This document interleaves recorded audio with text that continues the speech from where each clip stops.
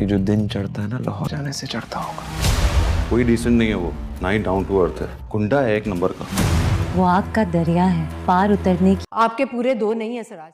Drama सिर्फ मैं मंटू नहीं हूँ कि आने वाली एपिसोड्स में आप देखेंगे सुरैया को इस बारे में अच्छी तरह से अंदाजा हो गया है कि फरहाद दीवानों की तरह चाहने लगा है मेमल को, इसीलिए तो वो चाहेंगी कि मेमल बार बार उसके सामने आए। जितनी मर्तबा फरहाद के दिल में मेमल से मिलने की ख्वाहिश पैदा होगी, इसी बात का फायदा उठाकर सिराज अमृतसरी को फरहाद के खिलाफ भड़काना शुरू कर देंगी ताकि वो अपने बेटों का बदला फरहाद से ले सके, क्योंकि वो किसी सूरत पर फरहाद को जिंदा सलामत नहीं देख सकती। वो कैसे अपने बेटों को भूल सकती है। सुरैया सिराज अमृतसरी से कहती है, मेमल मेरे साथ गई थी दरबार पर, लेकिन फरहाद वहाँ पर सिर्फ और सिर्फ मेमल से मिलने के लिए आया था। उसने मेरी बेटी का पीछा तक करना शुरू कर दिया। शायद उसे अंदाजा नहीं कि मेरी बेटी की शादी किसी और से होने जा रही है।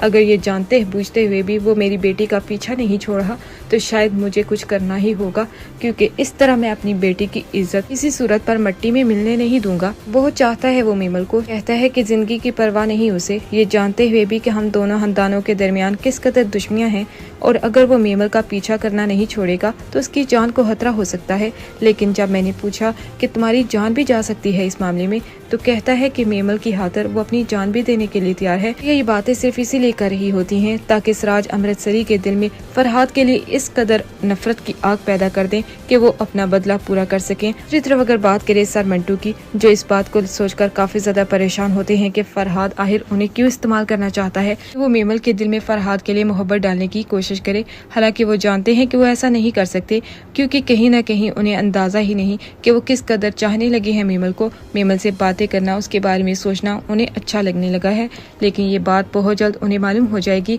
कि उनके दिल में तो मेमल के लिए मोहब्बत पैदा हो गई है। इसीलिए तो वो ये बात बर्दाश्त तक नहीं कर सकते कि फरहाद कैसे मेमल के दिल में जगह बना सकता है, क्योंकि वो अपनी जगह बनाना चाहते हैं मेमल के दिल में। मेमल की मंगनी हो चुकी है, लेकिन फिर भी बहुत जल्द उन्हें इस हकीकत के बारे में मालूम हो जाएगा कि उनकी मेमल को लेकर क्या फीलिंग्स हैं। इधर फरहाद किसी सूरत पर इस बात को बर्दाश्त तक नहीं कर सकता कि मेमल की शादी किसी और से कैसे हो सकती है, इसीलिए वो उसके मंगेतर का पता मालूम करने के बाद उसके घर तक चला जाता है। उससे बात करते हुए कहता है, मैं तुमसे साफ साफ यहाँ पर ये कहने के लिए आया हूँ कि उसकी जिंदगी से दूर चले जाओ, यही तुम्हारे लिए बेहतर होगा, क्योंकि मैं मेमल को किसी और की जिंदगी में बर्दाश्त तक नहीं कर सकता।